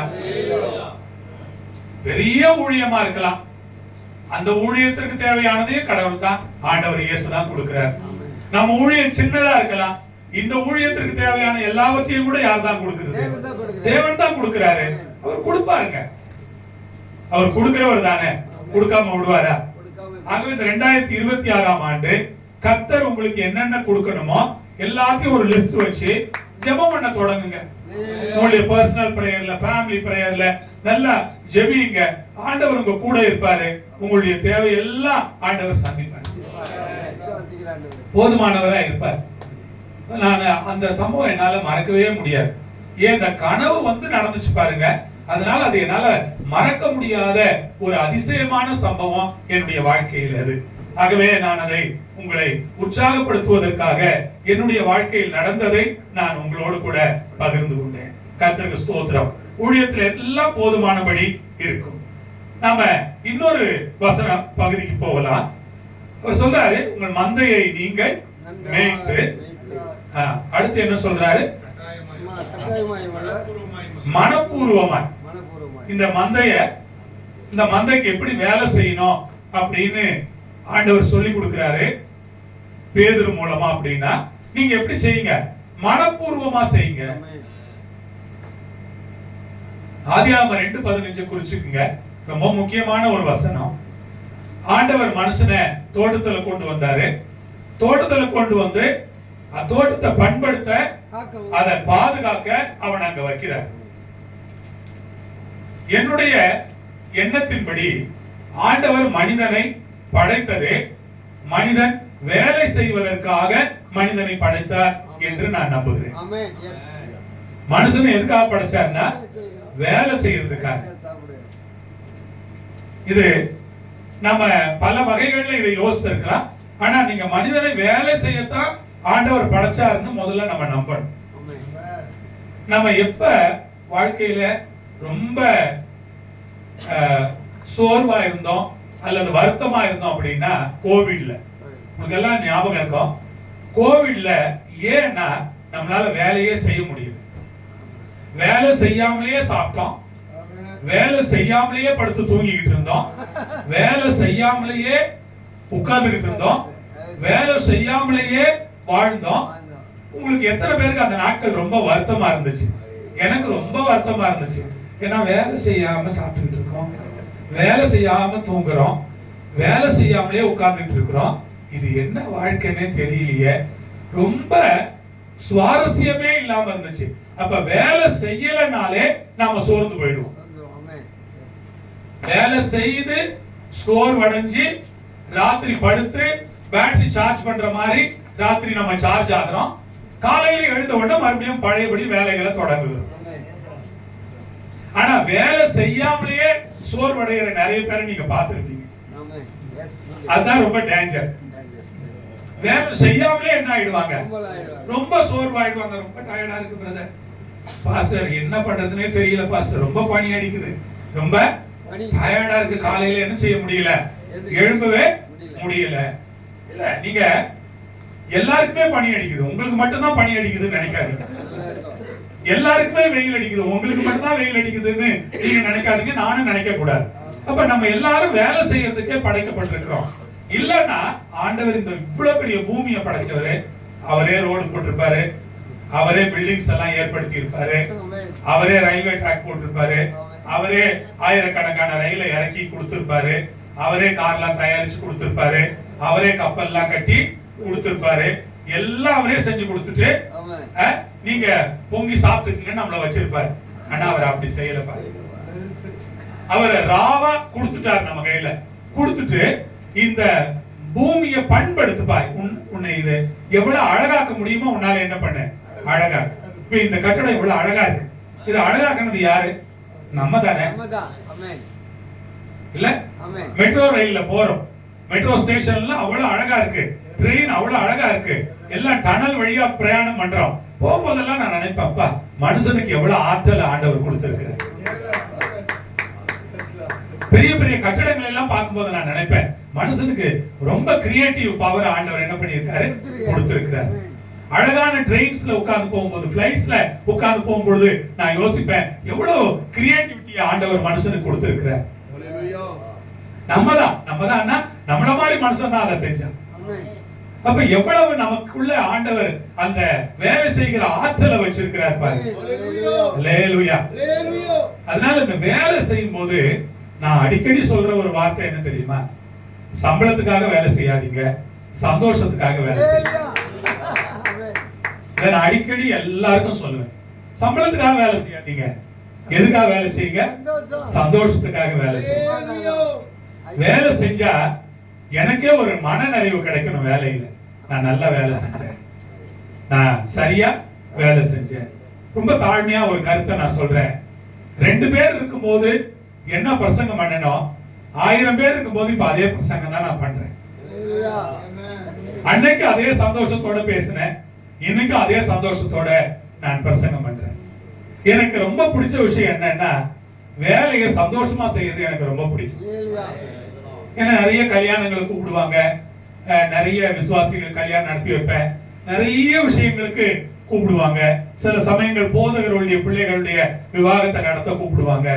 சில நேரங்கள்ல பாத்தீங்கன்னா சில இடங்கள்ல ஒரு 100 ரூபாய் கூட காணிக்க கொடுக்க மாட்டாங்க. நான் அதுக்காக வருத்தப்படவே மாட்டேன். 100 rupees கூட காணிக்க கொடுக்க மாட்டாங்க. நான் கார்ல போயிருப்பேன், நான் ஒரு மேரேஜ் ரிஜிஸ்ட்ராரு, நான் அந்த மேரேஜ் ரிஜிஸ்ட்ராருக்கான வேலைகளை எல்லாம் செய்யணும், கவர்மெண்ட்ல மறுபடியும் அதை சப்மிட் பண்ணணும். அது எவ்வளவு பெரிய ப்ராசஸ்னு மத்தவங்களுக்கு தெரியாது, அது ஒரு பெரிய ப்ராசஸ். ஆனா என்ன பண்ண மாட்டாங்க, சிலர் 100 rupees கூட ஆஃபரிங் கொடுக்க மாட்டாங்க. நான் ஒரு நாள் கூட அந்த மைண்ட்ல நினைக்கவே மாட்டேன். ஏன்னா வேலைய நான் சந்தோஷத்துக்காக தான் செய்யறேன், சம்பளத்துக்காக நான் செய்யல. Praise the Lord. அல்லேலூயா. அதனால சில விசுவாசிகள் கோயில்ல காணிக்கையே கொடுக்காம உட்கார்ந்து இருப்பாங்க. உங்களுக்கு அவங்க மேல கோபம் வரும், எனக்கு கோபம் வரும். ஏன்னா நான் வேலையை சம்பளத்துக்காக செய்யல, சந்தோஷத்துக்காக செஞ்சுக்கிட்டு இருக்கிறேன். கொடுத்தா சந்தோஷம், அவங்களை கர்த்தர் ஆசீர்வதிக்க போறாரு. கொடுக்கலன்னா அது அவங்க பாடு. நம்ம அதுக்கு பொறுப்பாளி இல்ல. நம்ம வேலையை எதுக்காக செய்யறோம்? சந்தோஷத்துக்காக. ஒரு ஆமென் சொல்லுங்க பார்க்கலாம். அல்லேலூயா. நீங்க நினைக்கலாம், ஒருவேளை பாஸ்டர் உங்களுக்கு ஊழியம் கொஞ்சம் வளர்ந்துருக்கு, நீங்க இப்படி சொல்றீங்க. நான் ஆரம்பத்துல இருந்து இப்படிதான் இருக்கேன். இன்னைக்கு இல்ல, நான் 2 பேர் இருக்கும் போது இப்படிதான் இருந்தேன். இன்னைக்கு ஆயிரக்கணக்கான நூற்றுக்கணக்கான மக்கள் இருக்கிறாங்க, அப்பவும் இப்படிதான் இருக்கிறேன். கர்த்தரை நானு இந்த இடத்துல நின்று மகிமைப்படுத்துறேன், சாட்சியா சொல்றேன். ஒரு நாள் கூட காணிக்க கொடுக்கிறவங்க கொடுக்காதவங்கன்னு நான் வித்தியாசப்படுத்தினதே இல்லை. ஏன்னா நம்ம காணிக்கைக்காக ஊழியத்துக்கு வரல, கொடுக்கிறது அவங்க வேலை. நாம செய்யற வேலைக்கு அவங்க நிறையவே கொடுக்கணும், நமக்கு தாராளமா கொடுக்கணும், சந்தோஷமா கொடுக்கணும். அவங்களுக்கு கொடுக்கிறதுக்கு என்ன வர மாட்டேங்குது, மனசு வர மாட்டேங்குது. பரவாயில்ல, ஆண்டவர் நமக்கு வேற வழியில என்ன பண்ணுவாரு. ஆமென். Praise the Lord. அப்ப நாம அந்த வேலையை எப்படி செய்யணும்? சந்தோஷமா, மகிழ்ச்சியா, மனப்பூர்வமா. நாம சம்பளத்துக்கு வேலை செய்யறவங்களே இல்ல. அதனாலதான் பாருங்க, ஒரு சிலர் நமக்கு கொடுக்க மாட்டேங்கிறாங்க, ஒரு சிலர் நமக்கு தாராளமா கொடுத்துடுறாங்க. ஆண்டவர் இதை பேலன்ஸ் பண்ணி விட்டுடுறாரு. உங்களுக்கு கொடுக்க மாட்டேங்கிறாங்க, பரவாயில்ல, என் ஊழியக்கார எனக்கு நல்லா வேலை செய்யறான், அவன் வேலையை நான் கனம் பண்ணணும் அப்படின்னு அவர் நம்மள கனம் பண்ணி விட்டுடுறாரு. Price the Lord. இந்த நம்பருக்கு நான் உண்மையா தாங்க சொல்றேன், நிறைய நேரங்கள்ல போயிட்டு 100 ரூபாய் கூட காணிக்கை இல்லாம நான் சும்மா வந்திருக்கேன். நானு அத ஒரு பெரிய மைண்ட்லயே எடுத்துக்கவே மாட்டேன். நான் காணிக்கையே கொடுக்கலையே நமக்கு அப்படி நினைக்க மாட்டேன். அவங்களுக்கு என்ன சூழ்நிலையோ நமக்கு கொடுக்க முடியல போல, அவங்களால பரவாயில்ல. Praise the Lord. அல்லேலூயா. இந்த மாதிரி ஒரு சந்தோஷத்தோட உங்க ஊழியத்தை இந்த ஆண்டுல செய்யுங்க. அல்லேலூயா. ஸ்தோத்திரம். நன்றி. உங்களுக்கு காணிக்கை கொடுக்காதவங்களை பார்த்தா உங்களுக்கு கோபம் வர வேண்டாம், தயவு செஞ்சு ப்ளீஸ். நான் சொல்றேன், உங்களுக்கு கஷ்டமா தான் இருக்கும். காணிக்க கொடுக்காத விசுவாசிகளை பார்த்தா உங்களுக்கு அதை விட ஒரு உண்மையை சொல்லட்டுமா? நான் காணிக்க தசம பாகத்தை பற்றி சபையில எப்போதாவது பிரசங்கம் பண்ணும் போதெல்லாம் ஒரு குடும்பம் முன்னாலேயே உட்கார்ந்து இருப்பாங்க. அவங்க 2 பேரும் ஹஸ்பண்ட் ஒய்ஃப் தான் கை தூக்கி ஆமென் அல்லேலூயா ஆமென் அல்லேலூயா சொல்லிட்டு இருப்பாங்க. ஆனா 25 வருஷமா அவங்க ஒரு நாள் காணிக்கையும் கொடுத்ததில்ல, தசம ஆமென் அல்லேலூயா ஆமென் அல்லேலூயா. ஸ்தோத்திரம் அதான் காரியம். அதான் காரியம் இல்ல இல்ல வேண்டாம், நானே பேசுறேன், நீங்க பேச வேண்டாம். என்ன நிலைமை இருக்குன்னு உங்களுக்கு நான் அதுக்காக தான் வெளிப்படையா பேசுறேன். 25 ஆண்டுகளா எங்க சபையில அவங்க உட்கார்ந்துருக்காங்க. அவங்க பிள்ளைகளுக்கெல்லாம் நான் தான் கல்யாணம் பண்ணி வச்சேன். அவங்க வீடெல்லாம் நான் தான் 2-3 வீடு கட்டினாங்க. 2-3 வீடையும் நான் தான் பிரதிஷ்டை பண்ணேன். ஐயா நீங்க வரணும் ஐயா, நீங்க வந்து எங்க வீட்டுல கால் வைக்கணும் ஐயா, அப்படி எல்லாம் சொல்லுவாங்க. எல்லாம் நல்லதுதான். ஆனா இன்னைக்கு வரைக்கும் கவர்ல ஒரு 500 ரூபாய் போட்டு காணிக்க கொடுத்தாங்கன்றதே கிடையாது. பெரிய வேலையில இருந்தாரு அவரு, கை நிறைய சம்பளம் வாங்கினாரு. ஆனா நான் இன்னைக்கு வரைக்கும் வருத்தப்பட்டதே இல்லை. இன்னும் முன்னால உட்கார்ந்து அதே ஆமென் அல்லேலூயா சொல்லிக்கிட்டே தான் இருக்கேன். அல்லேலூயா ஸ்தோத்திரம் அதான் பெரிய ஆசீர்வாதம். நான் ஏன் இதை சொல்றேன்னா, சந்தோஷம் நம்ம சந்தோஷத்துக்காக தான் வேலை செய்யறோம், சம்பளத்துக்காக இல்ல. அல்லேலூயா கொடுத்தா அவங்களுக்கு ஆசீர்வாதம், கொடுக்கலன்னா அது அவங்க பாடு. நம்ம கொடுக்கிறவர் கர்த்தர். இவங்க முன்னால உட்கார்ந்து இருக்கிற ஆளு கொடுப்பாங்கன்னு நம்பி நம்ம ஊழியத்துக்கு வரவே இல்லை. அல்லேலூயா ஆமென். நான் சொல்றது உங்களுக்கு ஆச்சரியமா இருக்கு இல்லையா? இது மாதிரி நிறைய பேர் இருக்காங்க. நான் ஒரே ஒரு உதாரணம் மட்டும்தான் உங்களுக்கு சொல்லி இருக்கிறேன். கர்த்தருக்கு மகிமை உண்டாகட்டும். என்கிட்டயே சொல்லுவாங்க, பாஸ்டர் இந்த வருஷம் என் பையனுக்கு பிறந்த நாளைக்கு அவங்க அப்பா 20 Dress வாங்கி கொடுத்திருக்கிறார் பாஸ்டர். பிறந்த நாளைக்கு எத்தனை Dress? 20 Dress. ஆனா அவங்க ஒரு நாள் கோயிலுக்கு காணிக்கையே கொடுத்ததே கிடையாது. இதெல்லாம் நீங்க எந்த எப்படி இருக்கும் உங்களுக்கு மனசு யோசித்து பாருங்க.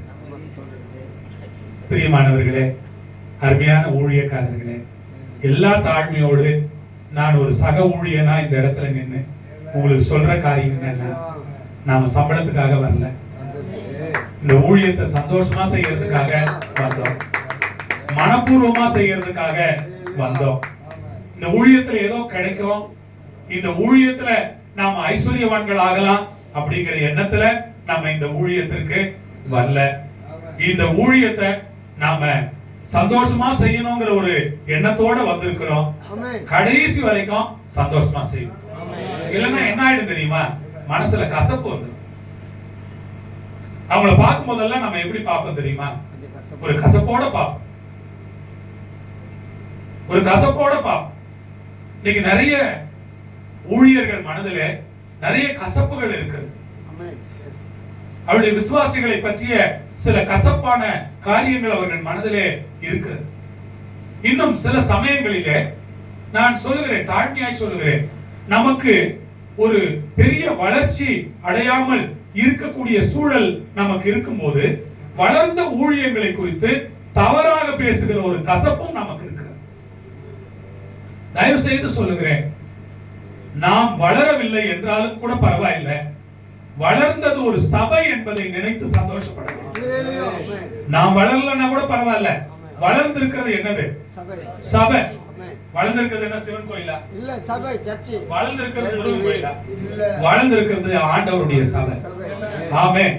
இப்ப நமக்கு என்ன இருக்கணும் தெரியுமா? பரவாயில்ல, சந்தோஷம். எங்களுக்கு நான் பெருசா வளரலன்னா கூட பரவாயில்ல, இன்னொரு சபை வளர்ந்திருக்கிறது, இன்னொரு சபை பெரிய கட்டிடம் கட்டி இருக்கிறார்கள், இன்னொரு சபைக்கு பெரிய நிலம் இருக்கிறது, இன்னொரு சபை விஸ்தாரமாக இருக்கிறது, நான் அதில் மகிழ்ச்சி அடைகிறேன் என்று நாம் சொல்லணுமே தவிர கசப்பு வரக்கூடாது. இங்க இருந்தெல்லாம் போறாங்க அப்படின்னு நம்ம சொல்லக்கூடாது. உங்களுக்கு தெரியாது இல்ல, இருந்தாலும் சொல்றேன், திருநெல்வேலியில இருந்து டிரெஸ் வாங்குறதுக்கு சரவணாவுக்கும் போத்தீஸ்க்கும் வராங்க. அப்படி இருக்கும்போது இங்க இருந்து அந்த சபைக்கு போறாங்க, நம்ம ஏன் சொல்லணும்? அதனாலதான் நான் ஆரம்பத்திலேயே ஒன்றை சொன்னேன், நம்முடைய தரத்தை உயர்த்துவோம். அதுக்கு தான் நான் ஆரம்பத்திலேயே அதை உங்களோடு பேசினேன். நம்முடைய தரத்தை நாம் உயர்த்தி விட்டோமானால் எதுவுமே பெரிய பிரச்சனை இல்லைங்க, எல்லாம் சுலபம் தான். அல்லேலூயா. ஆகவே நான் சந்தோஷத்திற்காக நான் வேலை செய்ய போகிறேன். தேவன் எனக்கு கொடுத்த கிருபைகளுக்காக நான் நன்றி சொல்லுகிறேன். உங்களுக்கு கொடுத்த கிருபைக்காக நான் நன்றி சொல்லுகிறேன். அடுத்தது சொல்றார், உற்சாக மனதோடு வேலை செய்யுங்க. சந்தோஷமா மனப்பூர்வமா மாத்திரம் இல்ல, எப்படி செய்யுங்க? உற்சாக மனதோடு உங்களுடைய வேலையை செய்யுங்க என்று சொல்லுகிறார். உற்சாகமா, உற்சாக மனதோடு Amen. ஒவ்வொரு ஞாயிற்றுக்கிழமை நீங்க பிரசங்கிக்க போறீங்க. ஒவ்வொரு ஞாயிற்றுக்கிழமையும் உங்களால முடிஞ்ச அளவு உற்சாகமாக பிரசங்கிங்க. Hallelujah. Amen. Praise the Lord. Hallelujah. Praise the Lord. கூடுமானால் நான் சொல்றேன், இந்த ஊழியத்தை எவ்வளவு உற்சாகமா செய்யலாமோ அவ்வளவு உற்சாகமாக செய்யுங்க. நமக்கு முன்பாக இந்த ஹோல் வீக் இருக்கு.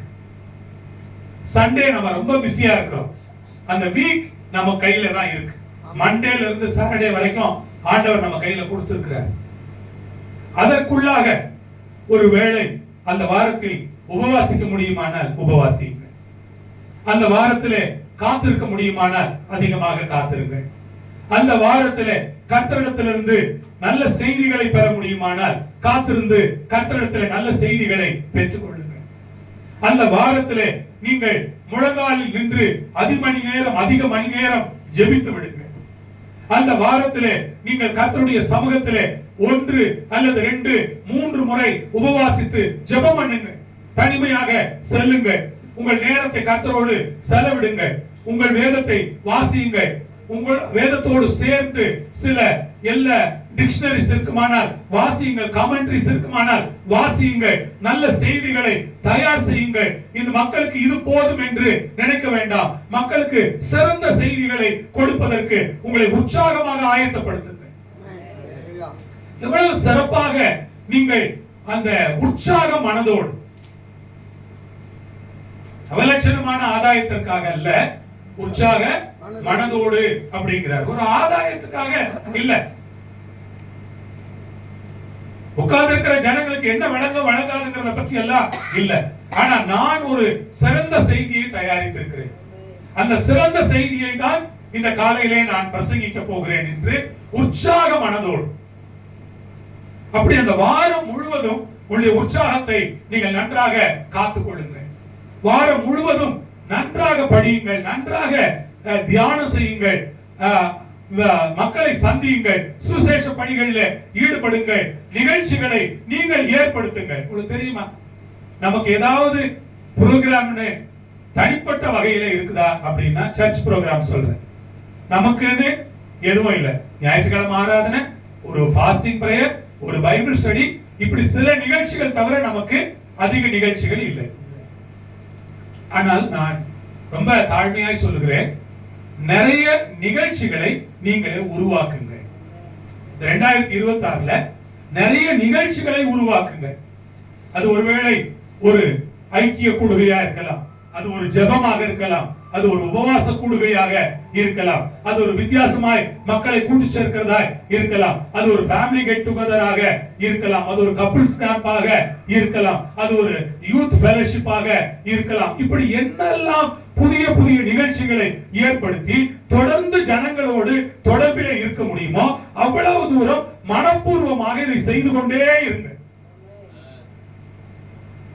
நீங்கள் எவ்வளவு அதிகமாக வேலை செய்கிறீர்களோ, எவ்வளவு அதிகமாக மக்களை சபைக்குள்ளே கூட்டி சேர்த்து கொண்டே இருக்கிறீர்களோ அவ்வளவுதான் சபை வளரும். Price the Lord. சபை வளர்ச்சிக்கு ரொம்ப முக்கியம் என்ன தெரியுங்களா?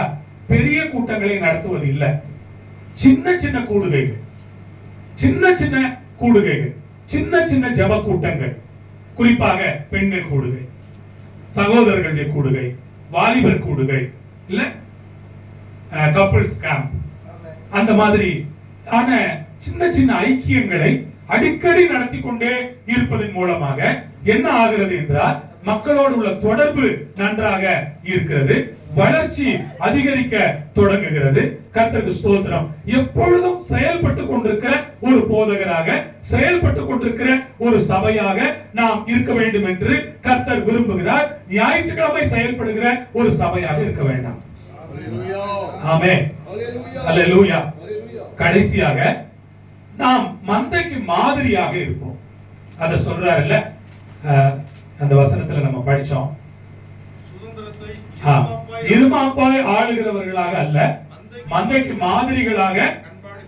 நான் ஒரு 5 நிமிடத்திலே முடிச்சிடுறேன். எனக்கு நீங்க நல்ல டைம் கொடுத்தீங்க. அந்த சஃபிஷியன்ட் டைம், அந்த டைம்ல பேசி நான் முடிச்சிடுறேன். பாருங்க, மந்தைக்கு மாதிரிகளா இருங்க. மந்தை இருமாப்பாய் ஆளுகிறவர்களாக அல்ல. ஒரு ஒரு போதகர் நான் கற்றுக்கொண்டதை உங்களிடத்தில் சொல்லுகிறேன். என்னை ஒரு சில சமயங்களிலே நம்மை அறியாமலேயே நமக்குள்ளே ஒரு விதமான காம்ப்ளெக்ஸ் எல்லாம் வரும். அது சுப்பீரியாரிட்டி காம்ப்ளெக்ஸ் ஆக இருக்கலாம். சம்டைம்ஸ் அதெல்லாம் வரும். அது எல்லாவற்றையும் நாம் தூர தள்ளிவிட்டு நாம் ஒரு சிம்பிளான ஒரு ஹம்பிளான பாஸ்டராக நாம் செயல்பட வேண்டும். மந்தைக்கு மாதிரிகளா இருங்க. அதுக்கு முன்னால ஒரு வார்த்தை சொல்றாரு பாருங்க, இருமாப்பாய் ஆளுகிறவர்களாக. நாம் ஆளுகிறவர்கள் அல்ல. முதல்ல நமக்கு தெரிய வேண்டும், நான் ஆளுகிறவன் அல்ல. அன்னைக்கு கிதியோன் கிட்ட கூட சொல்றாங்க, இனிமேல் நீங்களும் உங்க பிள்ளைகள் தான் எங்களை என்ன பண்ணணும், ஆளணும் அப்படிங்கிறாங்க. அப்ப கிதியோன் என்ன சொல்றாரு, அப்படியெல்லாம் இல்லப்பா, கர்த்தர் உங்களை ஆளுவாரு அப்படிங்கிறார். இதெல்லாம் நமக்கு தெரியும்.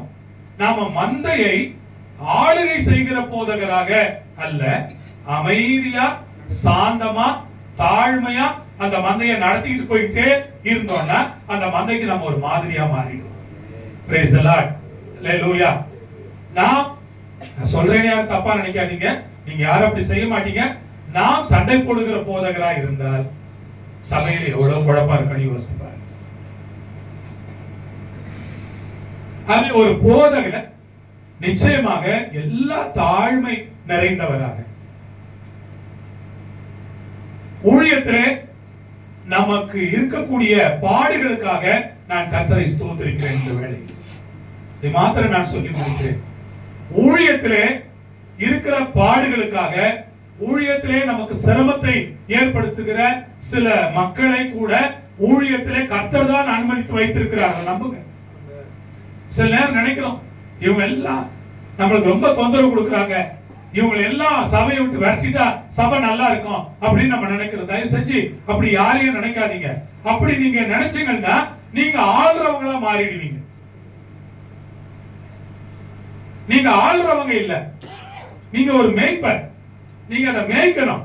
சில சமயங்கள் இப்படி ஆட்கள் இருப்பாங்க. ஆனா ஊழியத்திலே தேவன் நம்ம கொடுத்திருக்கிற பெரிய ஆசீர்வாதங்கள் ஒண்ணு என்னன்னா, நமக்கு அனுமதிக்கப்பட்டிருக்கிற பாடுகள், நமக்கு அனுமதிக்கப்பட்டிருக்கிற உபத்திரவங்கள், நாம் கடந்து போகிற சில சவாலான சூழ்நிலைகள், சவாலான பாதைகள். அதற்காக நான் ஆண்டவரை ஸ்தோத்திரிக்கிறேன். அந்த சவாலான சூழ்நிலைகள், அந்த சவாலான பாடுகள் நம்மை தாழ்மையானவர்களாக மாற்றுகிறது.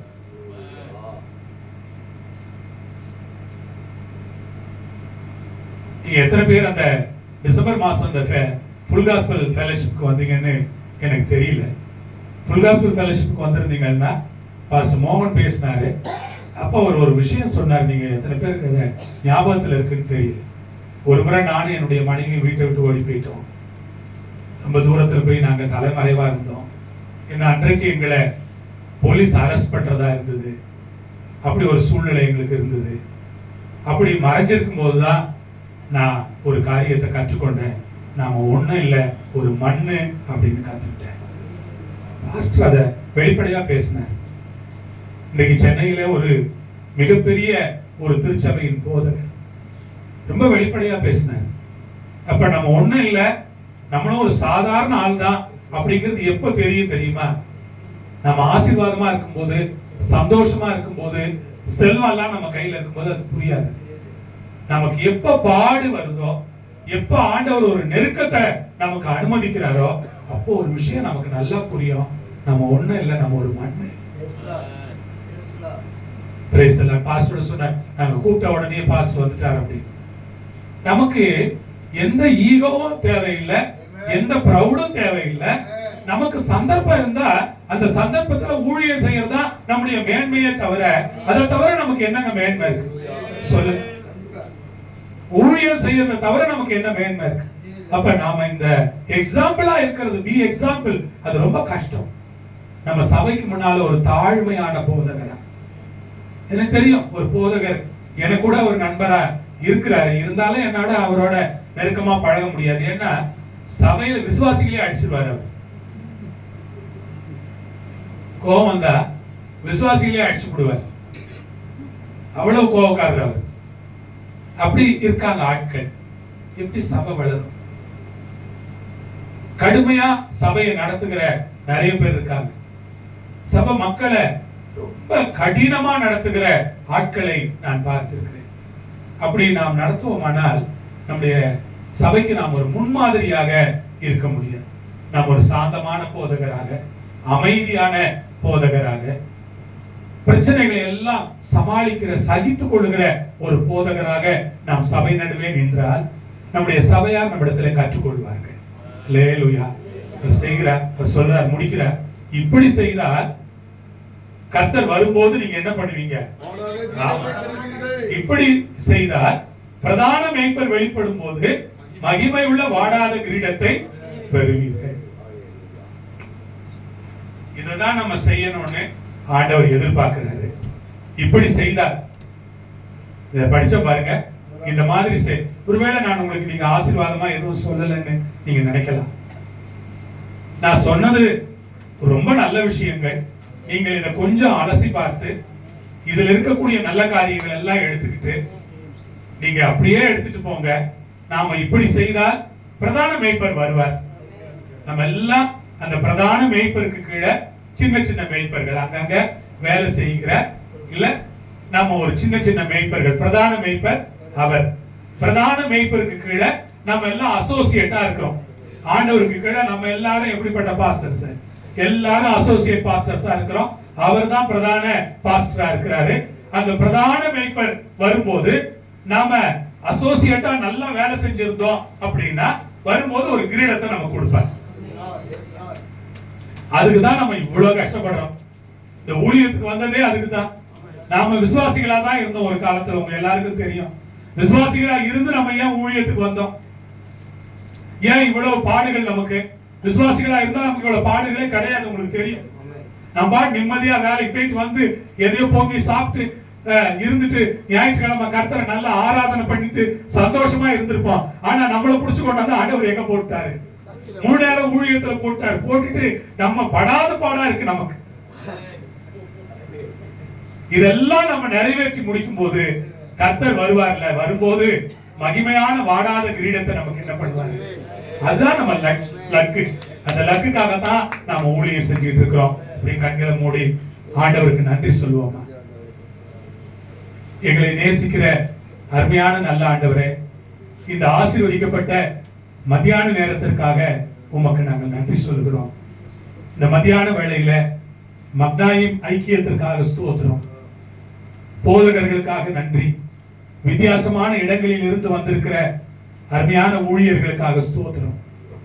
அவர்கள் செய்கிற அவர்களுடைய ஊழியங்களுக்காக, ஸ்தல சபைகளுக்காக நாங்கள் நன்றி சொல்லுகிறோம். கர்த்தாவே, உம்முடைய கருத்திலே எல்லா ஊழியங்களையும் ஸ்தல சபைகளையும் நான் ஒப்படைக்கிறேன். நீரே பொறுப்பெடுத்துக் கொள்ளும். இன்றைக்கு நாங்கள் படித்தோம் 1 பேதுரு 5ஆம் அதிகாரத்திலே 2வது வசனத்திலிருந்து 4வது வசனம் வரை நாங்கள் படித்தோம். உங்களிடத்தில் ஒப்புவிக்கப்பட்ட தேவனுடைய மந்தையை நீங்கள் மேய்த்து, நீங்கள் மனப்பூர்வமாய் அதை மேய்த்து, உற்சாக மனதோடு அதை மேய்த்து, மந்தைக்கு மாதிரிகளாய் இருங்கள். அப்படி செய்தால் பிரதான மேய்ப்பர் வரும்போது வாடாத கிரீடத்தை, மகிமை உள்ள கிரீடத்தை உங்களுக்கு தருவார் என்று நாங்கள் படித்திருக்கிறோம். கர்த்தர் அப்படி எங்களுக்கு செய்ய போவதற்காக கர்த்தரை நாங்கள் நன்றியோடு கூட ஸ்தோத்திரிக்கிறோம். உங்களுடைய கருத்திலே எங்களை கொடுக்கிறோம். ஆண்டவரே, உம்முடைய நல்ல நாமத்தை நீர் உயர்த்தி கொள்ளும், மகிமைப்படுத்திக் கொள்ளும். துதி கன மகிமை அனைத்தையும் ஒருவருக்கே நாங்கள் தந்து ஜெபிக்கிறோம். உம்முடைய நாமம் தொடர்ந்து மகிமைப்படுவதாக.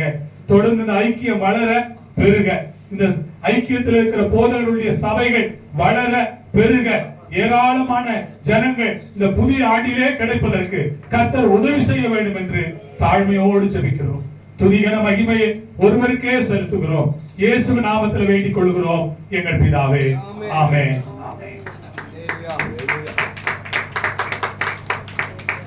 Thank you, Pastor.